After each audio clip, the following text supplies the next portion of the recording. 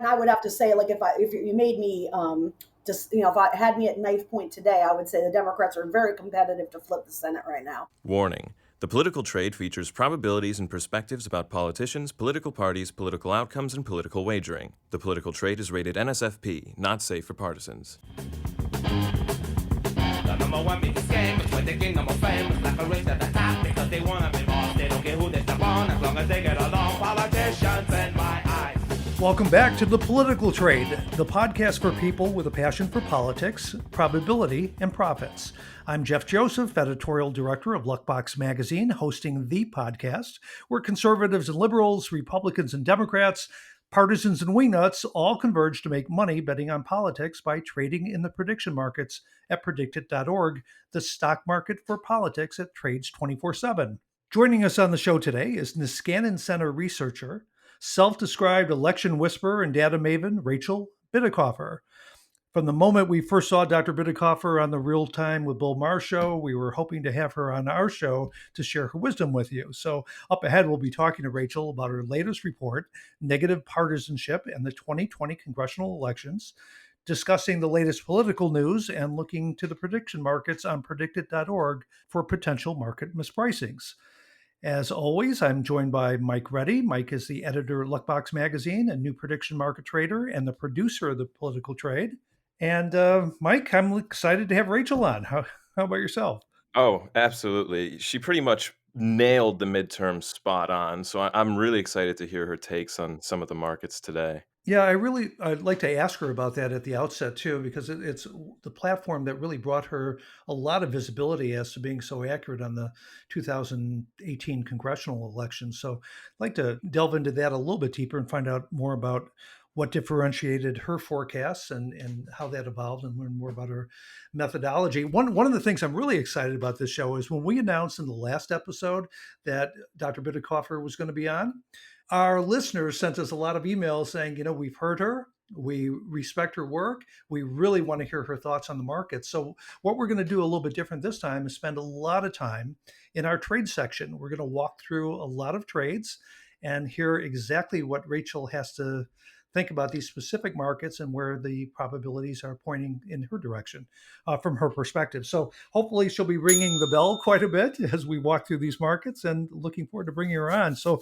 let's actually do that. Rachel, are you on with us? I am. I'm excited to be here. It's going to be a great conversation. Well, it's going to be an interesting conversation because I won't mind admitting just a moment ago, in the last 10 minutes in our warm-up before the show, when Mike and I were speaking with you, it became evident that you're really not frequenting, by any means, the political prediction markets. You're not a trader, so you've never placed a wager on these markets before.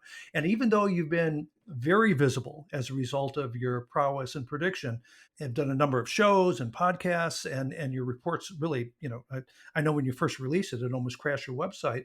But what you've never done is sit down and talk about the specific market opportunities and how your modeling and your forecasts relate to the opportunities that are available for prediction market traders.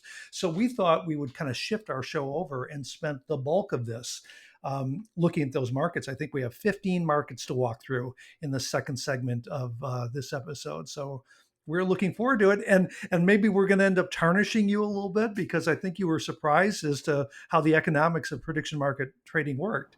Yeah, I am. I mean, it's surprisingly simplistic and obviously very lucrative. So I know I had a few followers through 2018 that would ask me about things, and then they came back to me very, very pleased after the election and told me that they had made money off of me, but I had no idea they had made that much money off of me. So no wonder they were pleased. And they could have sent some flowers or something. You would think, right?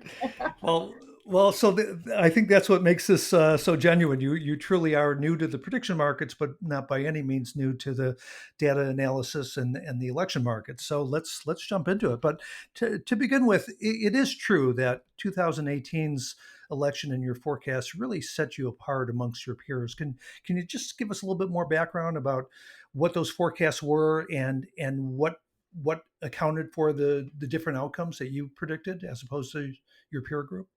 Yeah, it's so important just to remind everybody what makes my stuff different is the theory. the modernization of election analysis that I'm bringing, which is driven by this sore need to get the election analysis world talking about political polarization and hyperpartisanship and how that is tangibly affecting elections and political behavior, voter behavior. I was actually just having a conversation before this conversation, recounting, the timeline of how I built my theory of my model. And it reminded me so much of the frustration of 2015, 2016, and even 2017, watching TV, reading stuff online on the election websites, and just seeing this major gap of not people not appreciating how much polarization was affecting things. So, my research is really the forecasting stuff is the fruit on the tree, but the tree is this argument that voter behavior has been really impacted by polarization, that we aren't paying enough attention to the demographic composition of electorates and the differentials of turnout between one cycle or a next. Those demographics make a partisan composition. And ultimately, at the end of the day, with voters, partisanship has always been important, but now it's really super important because in the old days, you used to have liberal Republicans and conservative Democrats, and they might be inclined to vote for a Ronald Reagan if they were a Reagan Democrat, or maybe vote for a Democrat if they were a Republican that was attractive to them. These days, that's just not the case. I mean, it's very little crossover voting. It's about 10% in any given election. It's very predictable, and the amount of independents that are truly independent is pretty small. Most are what we call leaners, so they lean towards one party or the other, and they vote predictably for that party that they lean. That small group of pure independents are also kind of predictable in their behavior. They tend to break against the party in power. I call them change voters. And so what we haven't been looking at is what I call the turnout swing. And that is not just amongst partisans, but also independents. So, sometimes independents break in favor of Democrats. It's not necessarily because the same 100 people suddenly move left to right. It's because a different 100 people show up, or an additional 100 people show up. And so I'm really trying to bring that nuance to how we look at election outcomes, how we predict them, and get people to understand what moves voter behavior at that mass level. And once you do that, you notice that a lot of the things people are looking at, like polls, those are not signals. Those are nice indicators, but the signals are much bigger, more set in stone fundamentals that we can see far in advance. And that clearly is the differentiator from in your modeling, is that you're more focused on the partisanship that is more predictive of a voter's outcome or how any individual is going to vote. So how do you quantify? Tell us how you quantify that. How would you quantify partisanship? Yeah, I mean, partisanship is easy to quantify in terms of, you have self-identified partisanship. The way that my forecasting model actually works, it's very, very different. Even this prediction market, as explained to me, is producing these probabilities, or it's a function of probabilities. Certainly Nate Silver's model, which is the gold standard model for probabilistic forecasting, is a totally different version of what's happening. My model is not actually a probability model at all. What it's looking at is it's looking at the demographic characteristics of a state or a district. It's looking at particularly two factors of those demographics: the percent of non-white or white population inversely, and it's looking at the percent of college-educated population, because my theory at this time period now is accepted wisdom, but when I first debuted it back in 2017, it was a kind of a radical idea that we were going to see this explosion in realignment of college-educated voters, not just from, current college-educated adults changing, although there is some of that. Those are mostly independents moving more to the left. The big realignment for college education actually is coming from generational replacement. Gen Z and millennial college educated whites are not aligning to the Republicans. They're aligning to the Democrats. It's no longer cool to be Alex P. Keaton. In fact, it's not cool to be a Republican for many of the under 40 crowd. And so when we look at what's happening in the suburbs, some of the analysis kind of stuck in this perception of the suburbs as distinctly white and populated by baby boomers and maybe Gen X. But now your average homeowner in those suburbs might be a millennial. And millennials are hitting 40, they're going bald. They've made the terrible mistake I've made of having children, right? And, they're finally coming into their age of voting, because even though people legally become eligible to vote at 18, generally speaking, they don't really get into voting until they get into deeper into adulthood. So, really talking about these three factors. Such that the model more firmly defines the electorate in terms of the partisanship, that puts the focus obviously on the swing. But your primary contention is that that swing voter group is much smaller than others might have believed in the past. So that puts a lot of emphasis obviously on predicting how they'll be voting in the next election. But there's a term that you used in your last report that it wasn't clear to me. You spoke about protest balloting, and that protest balloting in 2016 was 3 to 5 times higher than normal in the swing states.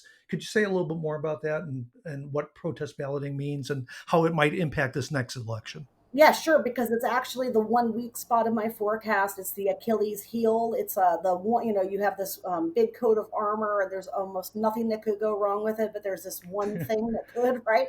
And it's actually this protest balloting thing.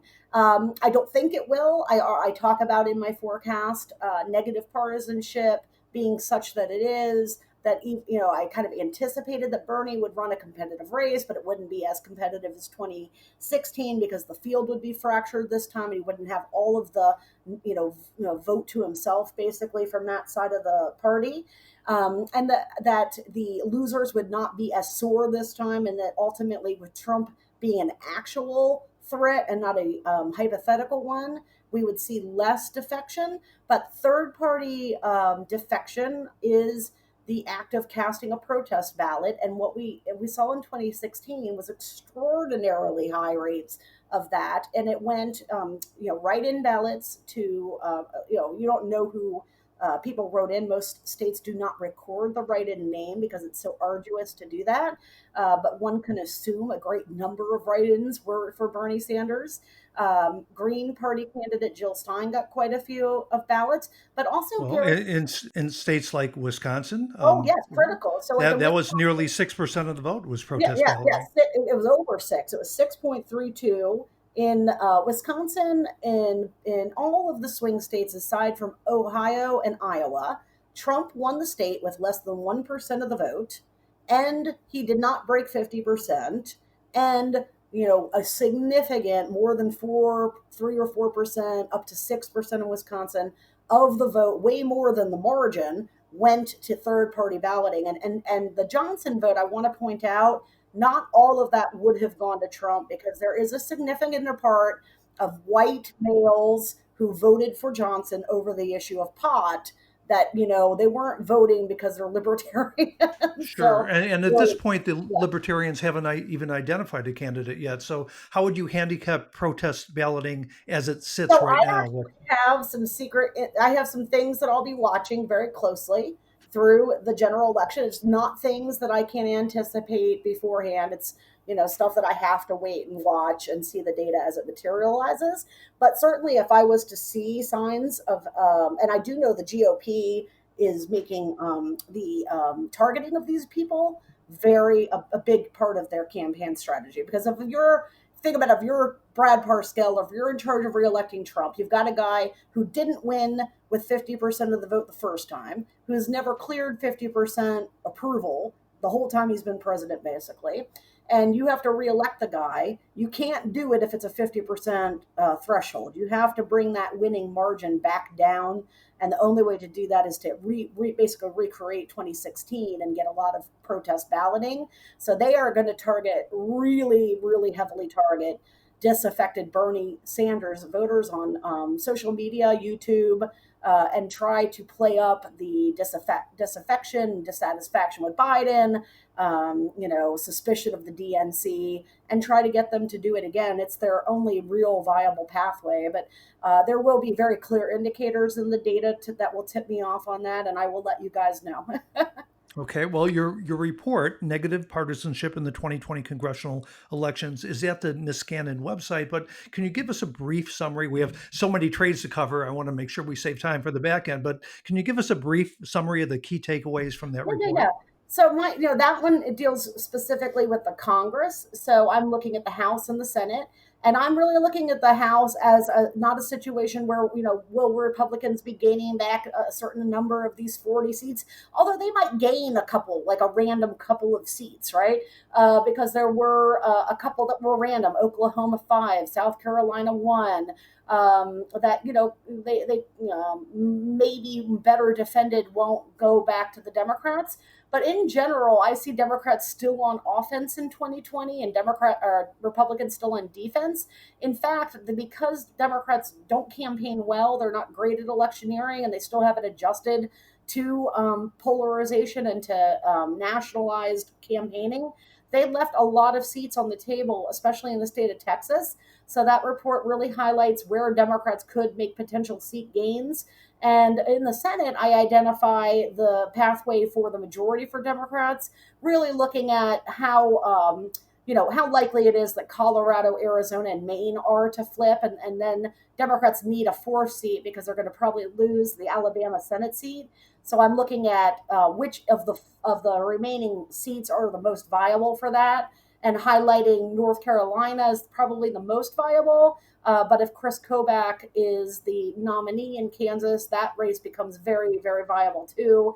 And then, of course, the Montana Senate race is good for them too, potentially. And we've got the Georgia Senate race. I think that's going to be contingent on who the vice presidential pick is. And we'll walk through those in our trade segment, but the top line is pickup. You're projecting a pickup on Senate seats and a pickup on the House as well for the Democrats. Yeah, and I would have to say, like, if you made me if I had me at knife point today, I would say the Democrats are very competitive to flip the Senate right now. Yeah, and that's big news. So in the last week or so, if we, coming off of the pandemic and, some of the states emerging out of lockdown, but of course we have new events with the George Floyd atrocity and the subsequent protests, demonstrations, and riots in various different cities. How do you feel that may have impacted the work that you've done to date? And do you see any shifts as a result of that are evident? Yeah, when everybody else was freaking out that this was going to benefit Trump because of Nixon and I was like, yeah, no, the electorate is not the 1968 electorate. I mean, not everybody else, but quite a few people were making those comparisons. Nixon was an outsider. He was able to say, the incumbent administration is mishandling this. Polarization has, really changed things, as I've discussed before, but white voters are much more racially liberal. You can see this in polling data. So I knew that this would not help Trump. It would only compound. I mean, people see him particularly as a cause of racial strife, not a solution for it. So, but these are all things like the pandemic. When I did my forecast update, Biden had effectively sewn up the nomination. And the pandemic was it was just obvious that it was very serious, that we were shutting society down, which is something that I would not have known was possible to do, a week before. Right. So I said, and if I may add, you were forecasting a 70% turnout before the pandemic. So how has that changed? I mean, I think unless we get a second wave, we should still see pretty high turnout. For the first time ever on the who will win the 2020 presidential election market, Biden has surged ahead. He's been behind Trump all along, and Biden is now up to 54 cents from always being sub 50 cents or sub 50% probability. So he just reached his high just this past week. Trading as high as 54% probability. Well, I hope some people who are listening to this podcast bought when I like way back, because that's one thing now. Like when Biden does win, people will point to the pandemic and the economic collapse, as the causal factor. But trust me, he was always destined to win. Well, we're going to turn an academic into a wagerer in our next segment. We're going to take a quick break, but when we're back, Rachel, we're going to walk through about 15 different markets for your take on where the probabilities lie from your model. So we'll be right back.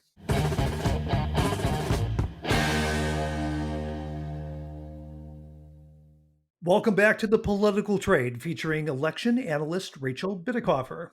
We're going to be walking through the predicted markets for the first time, taking Rachel along on that walk, and she's going to be using her analysis and her model to identify mispriced opportunities that represent trades for prediction market traders. So she has given us a list of 15 markets that she has identified some opportunities, and we're going to walk through those right now. Rachel, are you ready? Yep, I'm ready. Let's do it. First market. What will be the electoral college margin? So this is the EC market, electoral college margin in the 2020 presidential election. Yeah, right now I'm going high on that. Of the two options, I'm going with 60 through 99. So you have a buy on 60 through 99. Let's do the pricing on them. Mike, the Dems yes at 60 to 99 is only 11 cents. Is that accurate?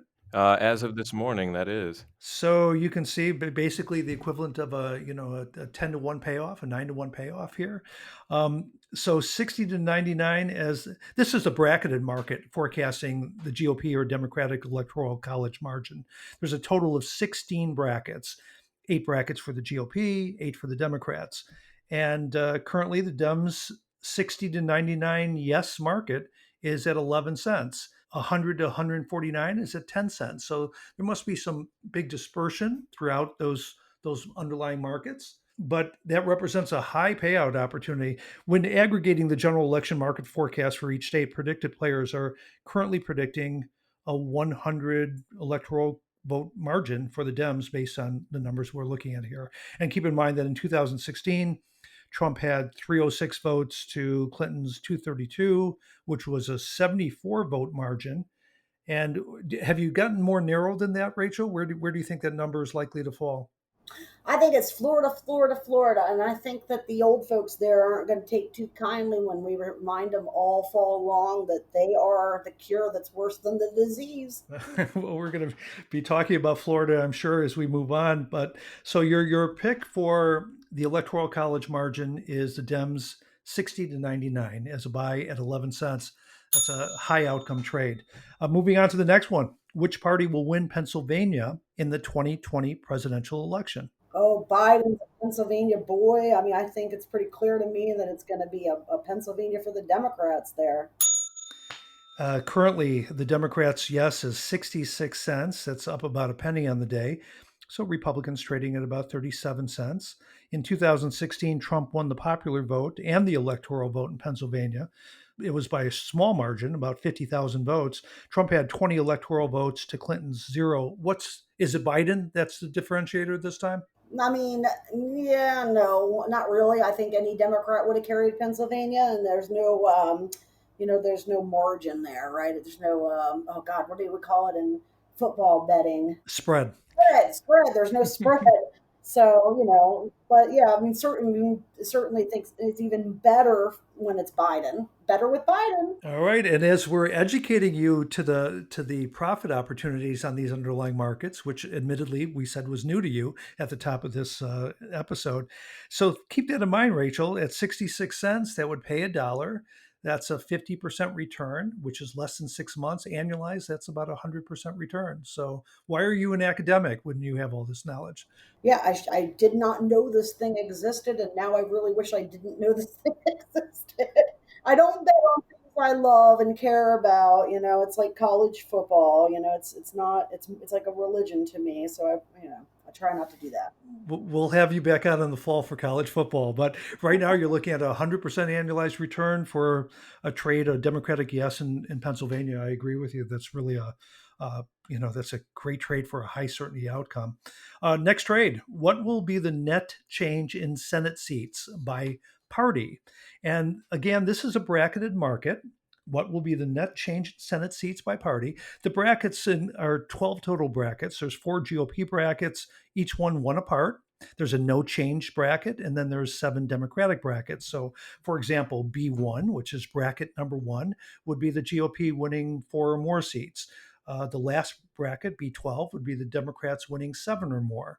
And somewhere in the middle around B5 is the no change bracket. So the question to you is, what will be the net change in Senate seats by party? If you had to pick one number, what would that be? Oh, that's interesting. When I looked at it, I saw 2 options. It was like D plus something and then lower and then D plus 3. So I went with the D plus 3. The D+3. So actually, there's an opportunity there, as there always in a bracketed market.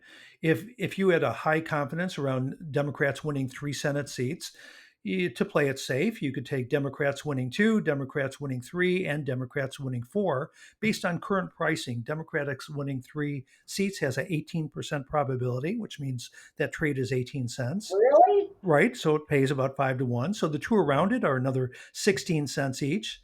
So 16, 16, 32 plus 18 for 50 cents for you could lock in 2, 3, and 4 and have a 100% return, investing 50 cents and making $1. You all should buy that. Do what he just said. All right. All right. So that's your recommendation is Democrats +3. We're going to ask you to get a little bit more granular I as we do move want on to through say the markets. number one, like what's that thing they always put on the investment ads on TV? Blah blah blah. Do not guarantee returns. Pandemic, right? I'm just saying, like this is based on the assumption of no second wave pandemic. All right, so that's the Bitecofer disclosure. You just Yep. heard it now, right? A disclaimer as well. Next market, will Donald Trump win the popular vote in 2020? Oh hell no. Hell no is a 77-cent or 77% probability bet right now. The yes was 23 cents. And again, these are large margins. So clearly that's one of the primary takeaways from your report is what you expect to be an overwhelming electoral college victory. Trump, of course, lost a popular vote to Hillary Clinton. I mean, let's talk about scenarios like where you should start buying that stock is a big second wave hits China, it's mutated, and it is affecting children. Buy all the Trump popular vote stuff you can because probably no one can vote, That's right. That's the only scenario in which I can imagine, like a major disruption to the actual election. And then maybe he could win the popular vote. An interesting riff off of that last market is the next market we're going to discuss, which is will Donald Trump lose any state that he won in 2016? Yes. That's a yes. Is Yep. 85 cents is yes. So 85 cents means it's a high probability outcome right now at 85% probability, but it would still pay 15 cents on an 85-cent investment. So if we were to ask you what would be the number one most likely state that he will end up losing that he won in 2016? I'd probably put Michigan or Pennsylvania in that list. Right, Michigan or Pennsylvania. So that, again, 85 cents, that's a yes for Donald Trump losing any state that he won in 2016. Moving on to the next market. Which party will win Minnesota in the 2020 presidential election? 100%. Another Democratic bet at 74 cents. Republicans are at 27 cents right now. Clinton won Minnesota in 2016 with 46% of the vote to Trump's 44.5%, basically, or 40, let's say 45%. So it was close. It was about a 1.5 differential with Clinton winning Minnesota. What do you consider the margin to be in Minnesota? Are you modeling down to that level? Higher than 2016, that's for sure. Higher than 2016. Yeah. I mean, the Democratic turnout in 2016 was languished and no negative partisanship. And then there was defection, that third party defection problem. So they'll do better. Okay. So moving on to the next market. Which party will control the House after the 2020 election? The Democrats. The Democrats, which trades at 80 cents. So that 80 cents or 80% probability picks up 20 cents. Republicans, of course, on the other side at 22 cents. Currently, the 116th Congress lineup includes 233 Democrats, 197 Republicans, and 4 vacancies and 1 Libertarian.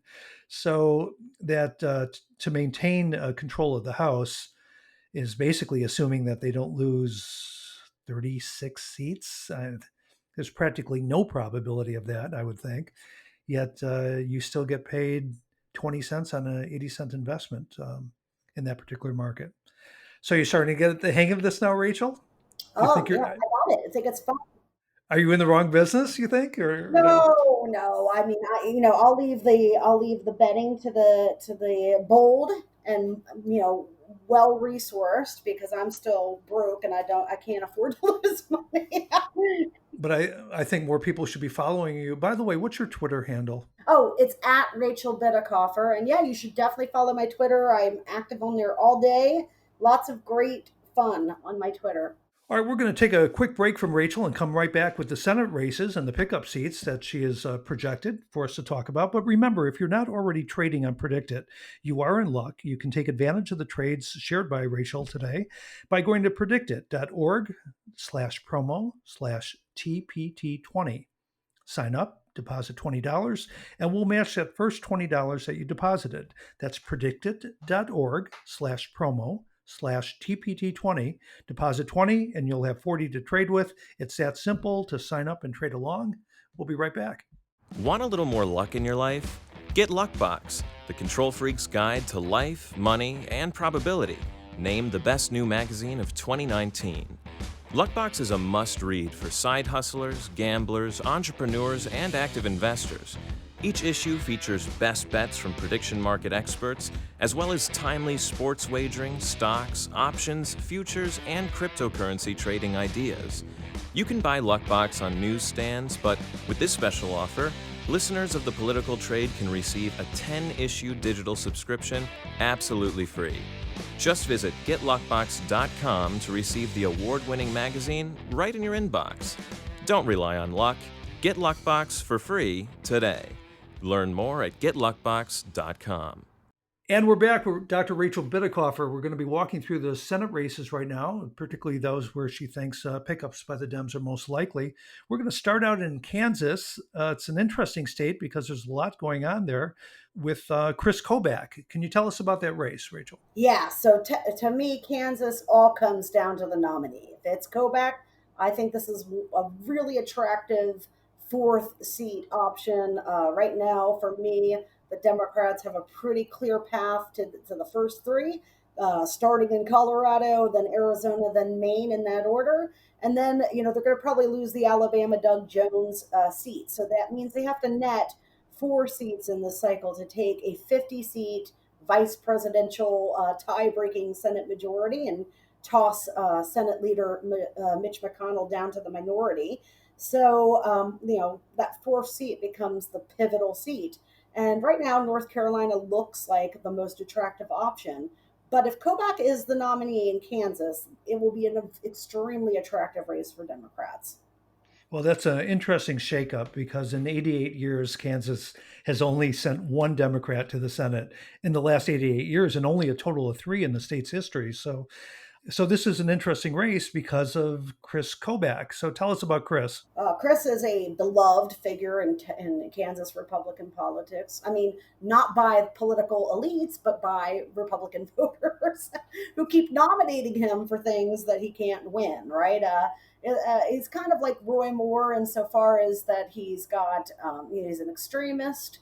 He has issue positions that make him unpalatable to the general election. He doesn't have the child molestation problems, but he does have a public image problem that makes him just not an ideal nominee for the party and makes a race that would be a difficult reach suddenly viable. They're just now coming off the heels of seeing that gubernatorial race go to the Democrats that, he lost. And so, there's one of those situations where the Republican voters do one thing that the elites want them to do something else.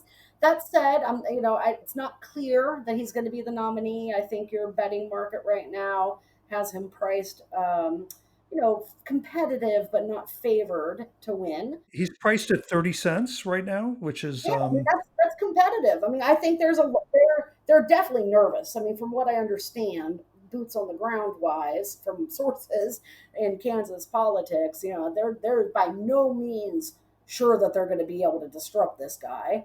And, well, even in national politics as well, a number of prominent Republicans, particularly Mitch McConnell, had hoped that Mike Pompeo, Secretary of State, was going to run for that position, at least for the retiring 4-term senator, which was Pat Roberts. Of course, Pompeo decided not to run because he got busted holding those fundraisers with State Department funds. So with Chris Kobach now in the race, and the primary comes up, I believe, in August, right? Correct. Correct. Which party then wins the U.S. Senate race in Kansas in 2020? You're saying it's up to whether or not Kobach's running. Yeah, if Kobach's in there, Democrats have a great chance to win it. If you're asking me, should I buy or sell, Democratic win here? Based on the commitment of the market, of this particular market, and the investment and what the way this works. I would buy because it's a good buy, I think. It's a tough state. In 2016, Trump won Kansas with 56% of the vote to Clinton's 36% But approximately. it ain't 2016 anymore. Okay, well, we're going to move on to Maine then. Maine in 2020. That I feel pretty good about buying. Democrats winning that. Okay, well, of course, presumptive GOP nominee incumbent Susan Collins. Uh, in 2016, Clinton won Maine with 48% of the vote to Trump's 44.8%. Gary Johnson, 5% in that state, as we discussed earlier. And this is a state so well suited to protest balloting or a third party, but we really haven't seen that candidate emerge, as we said earlier. Yeah, Collins is in trouble this time. Her reputation up there has always been this modern maverick, and she's always gotten away with it because the Democrats are incompetent at nationalizing races and tying her to the Republican brand. But what's changed the variable in 2020 is, like, the Democrats may or may not get the messaging right in that race, but it doesn't matter because the Lincoln Project will, and Collins is going to get tied to Trump, right? And I just don't think that the recipe for victory in Colorado and Arizona, which we'll get to, is a different recipe than what has to happen in Maine. Maine is one of those rare states where you have a ton of independent voters. The Northeast is a political outlier. That's where all of the political independents that serve in the Senate come from. And Maine is one of those states, right? The other senator from Maine, Angus King, is an independent. So her pathway to reelection or demise is a story of independent preferences, keeping in mind independent leaners, and turnout surge and decline is really important there. And I just see a lot of left leaning independents being motivated to show up and vote her out, given what has happened with the impeachment stuff and the witness. She voted for the witnesses, but the impeachment vote and the Brett Kavanaugh vote. So Maine, Democrats at 66 cents. Moving on to Arizona. Which party will win the U.S. Senate special election in Arizona in 2020? That's the Republican nominee has not been determined yet, but that's against Democrat Mark Kelly. The GOP incumbent, of course, is Martha McSally, and in 2016, Trump won Arizona with 48% of the vote to Clinton's 44.5%. The Democrats are at 80% probability right now, 80 cents, trading up a couple points on the day. So which party will win the U.S. Senate special election in Arizona? It will be definitely Mark Kelly. And Arizona may, at the end of the November 4th, may wake up to find itself with two Democratic senators and Democratic in the Electoral College. Oh, that would be a big swing in Arizona as well. And I also will tell you where Texas is headed in the future. In the future, right. So let's move on to Colorado, which is a state I know you've had a lot of opinion on with respect to GOP incumbent Cory Gardner. In fact, you said in your report, if Virginia had a realignment cousin, it'd be the state of Colorado. And that is very bad news for the state's incumbent Republican Senator, Cory Gardner. I consider Cory Gardner to be the Barbara Comstock of the 2020 cycle. So in that market, which party will win the U.S. Senate election in Colorado in 2020? Democrats are currently trading at 87 cents, 87% probability. It should be just $1, Yeah, it's the same story with Comstock too. So that's the way it works, right? The people who pay the price are the candidates that live in and work in the swing districts and the swing states. So Comstock was, very temperamentally and ideologically moderate, and that didn't save her because she lost by 10 points, right?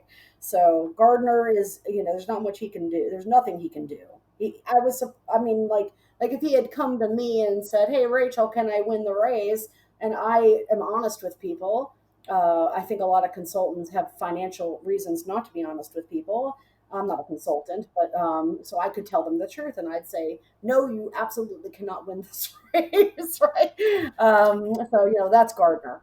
So that's the Democratic Senate seat in Colorado in 2020. Yeah, nothing like no one is the bigger loser from Donald Trump, like politically, than Cory Gardner in the Senate. He's very vulnerable in Colorado, to say the Yeah. least. And that brings us to the market that has the most volume and the most attention, of course, right now, because of its timeliness, and that's the Veepstakes market, with Joe Biden selecting his vice presidential nominee. Who will win the 2020 Democratic vice presidential nomination? And of course, when we look at this market right now, let's give you a lay of the land. The front runner has been Kamala Harris, has been for quite some time. She's been leading for at least the last 90 days. That really surprises me. I'm surprised until the last week. I'm surprised that Amy Klobuchar was not the front runner on this market. She was in second for a long time, and when the George Floyd incident broke, and Yeah, yeah. I perhaps mean, the after that, yeah, but like, I'm just shocked because, like, she, until, I mean, I just know until this Floyd, if it wasn't for this connection to Floyd, the cop, and Floyd, like, she would be, I know how, like, the Democratic consultant world thinks. Like, you would think Klobuchar would be the pick. so she was trading in the high 20 cents. So let's back up a little bit. We can talk about the picks in a moment, but you have a general philosophy around the Biden's VP pick that you've been espousing. So why don't you say a little bit about that? Ultimately, when I'm looking at the VP pick, number one, I'm arguing VP picks now matter. They didn't before, but now they do. And or at least they should be used strategically, the way that Trump used the Pence pick to assuage fears among evangelical Christians that he was going to be a fake, that he wasn't going to follow through on conservative promises. And so I argue you need to pick a vice presidential pick to deal with the factionalism within your own party. Because in today's environment, both parties have this inter-party factionalism issue. And so you need to deal with that ideological factionalism. And then in the case of the Democrats, and this is not a problem Republicans have, obviously, but in the case of the Democrats, you have diversity issues, right? The last two nominees have ended up being old white people. This is a party that is increasingly relying on under 40 voters, the two most diverse generations in the country's history. This party is the most diverse party in the country's history. And yet its standard bearers, you don't want to send two white people as the standard bearers. So I argued in my New York Times op-ed on Tuesday. This is before the Floyd thing, it was just developing, how important it was for him to nominate a female person of color, and that then too that person not be a moderate, right? And I think the case for that in the week since that published has really made itself clear. Obviously, Black citizens of this country have really, really made the statement of how hungry they are for representation and to get their issues on the agenda. So I think that we really are looking now at Biden must be thinking very clearly about a Black female running mate. And of course, that was reflected immediately in the prediction markets, whereas Klobuchar was running in second, in the low 20s for several months. She's immediately fallen into mid single digits, and Val Demings has emerged as the second candidate right now. But before we get into the underlying names, I did notice, having followed you very closely since I first caught you on Bill Maher, that you were quite the advocate of Stacey Abrams. It appears as though you've backed off that name as being a probable pick in recent weeks. Is that fair to Oh say? no, you asked me who I thought would be probably picked, so I gave you that. But like, if you ask me who I think he should pick, then Stacey Abrams would be on that list. I Yeah, see. yeah, Yeah, yeah. But you would agree that that's not a high probability outcome at this point. No, no, I don't. I mean, I have no reason to think that that is. It's, I mean, I think it's a mistake. I think that the only thing that if I'm running campaign, the only thing I care about is winning. I don't give a shit about anything else. All the other things that people are looking at are post winning, and the only thing I care about is winning. I've got this massive boring problem because I'm Biden. There's no enthusiasm for him. There's enthusiasm for the environment, the atmosphere, but not for him. And that enthusiasm deficit is within that under 40 group, and there's just not that many people that could deal with that deficit.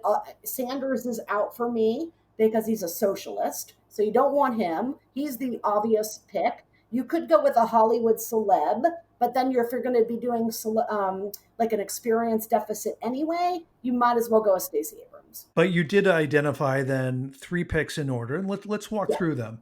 At the Yeah. top of the list is also at the top of the charts right now. It's Kamala Harris. She's at 38 cents. She's been the front runner for a long time. Let's talk through the pros and cons. Why do you believe that she's the most likely pick, and do you feel she's the best pick right now? Harris is definitely the number one now. But, again, I have no idea what's back in that prosecutor background. She's obviously a female African American, so that helps. But this is a problem for number two, too. Demings, she was a chief of police in Orlando. If either of them have any conflicts with prosecution or overseeing issues that would, be a problem on race, I just don't see how you can nominate them. So, like, to me, like, if I was Biden, like that, I'd be vetting that extensively. Well, let's talk about that for a moment. Of course, just to back up, Harris has been very close to James Clyburn in South Carolina. They're working together right now on another coronavirus-related bill. So she has a strong relationship with him, and of course, Clyburn is really the person who gets the most probably credit for Joe Biden being the nominee at this point, or the presumptive nominee. To your point, Harris, she's vulnerable in a number of areas. She fought for the criminalization of marijuana as state prosecutor, and then Yeah. pulled a 180 on those issues afterwards. She has a name that's very searchable. The name is George Gage. There is a story that's going to dog her, and that is that she's basically it's basically suggested that she's fought tooth and nail to uphold wrongful convictions that have been secured through misconduct that included evidence tampering and false testimony and the suppression of crucial information by prosecutors. The names that come up where she's most vulnerable include Johnny Baca, Kevin Cooper, George Gage, among all the cases, and Daniel Larson. So there's some issues that she has. Also, in 2015, she opposed a bill requiring her office to investigate shootings involving officers. She refused to support statewide standards for regulating the use of body Why would cameras. you do that? Like, if you're Biden, why do that? And Demings, I'm sure it's the same story. I'm sure there's a litany of this, and that. Yes, so let's move on to Demings. So here's the backstory on Demings. And Demings is interesting as a pick. Quite frankly, in disclosure, I have her. She's trading at 19 cents right now, and my average is from 5 cents. So I'm up 14 cents on that. But she's down quite a bit on the day. She was as high as 23 cents yesterday, and she's down to 19. But she has some vulnerability as well. A 2015 Orlando Sentinel investigation showed that when she was, as you noted, chief of police at Orlando, that the use of force during arrest was more than double the rate of her predecessors.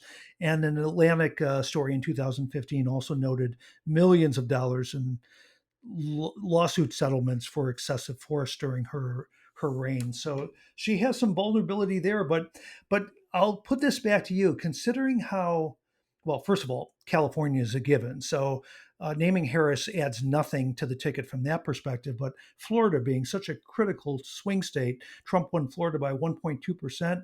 African Americans now make up 18% of that vote.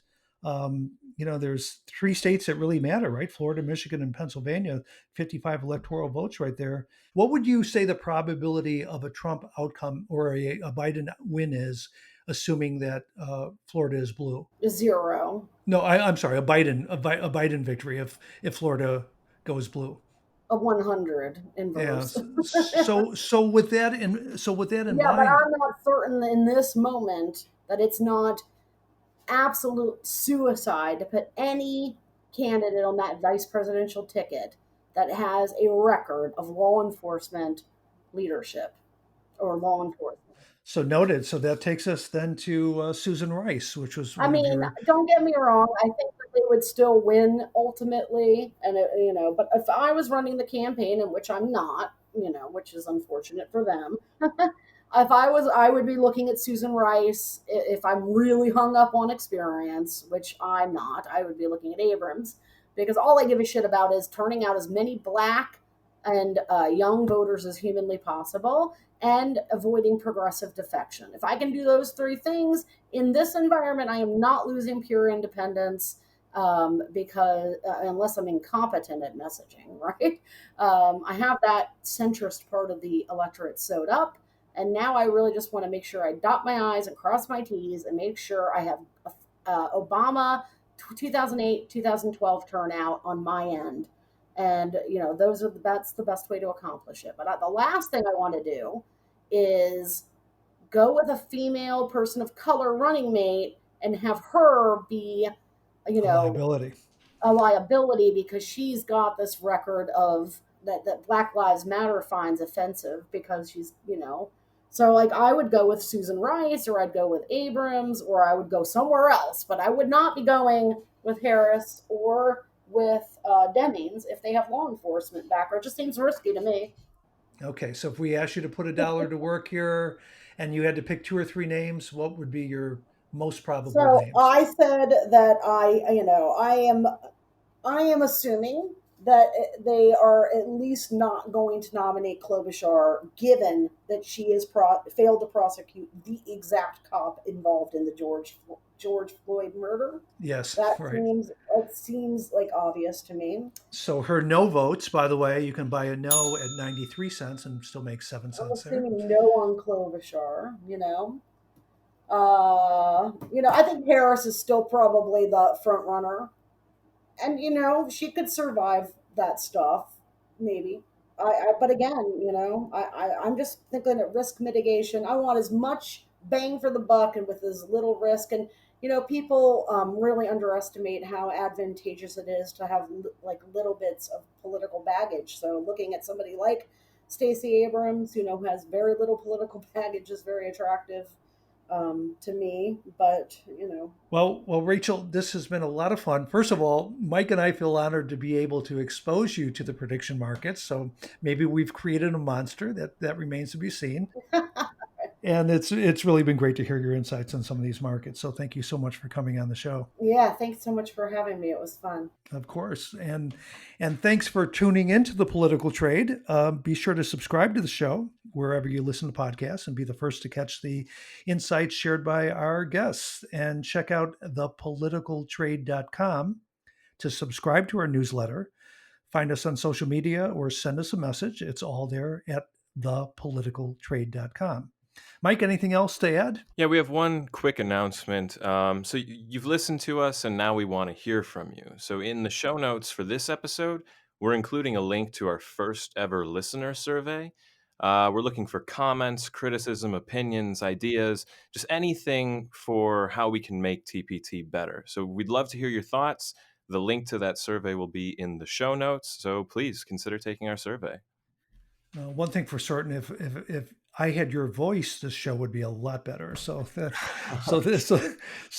for that tag. So this is Jeff Joseph. I'm signing off. And I'm Mike Reddy. Okay, and remember, still wash your hands, social distance, believe in math, and join us next time on the Political Trade.